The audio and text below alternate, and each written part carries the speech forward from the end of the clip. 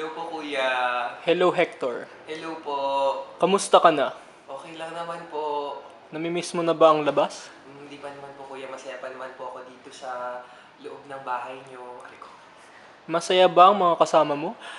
Oo naman po, kuya. At alam mo ba kung bakit ka nandito? Ah, hindi po, kuya. May ginawa kang violation. Ito, ipapakita ko sa iyo ang video ng violation mo.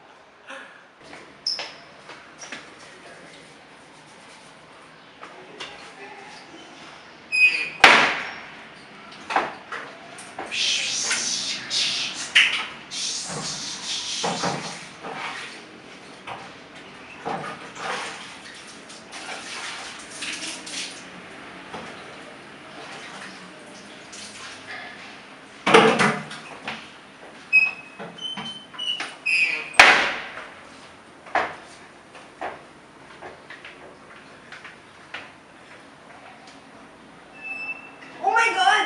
Oh my God! Ay, ang baho! Ang baho! Dahil dyan, Hector Salatan, force evict ka na. Goodbye.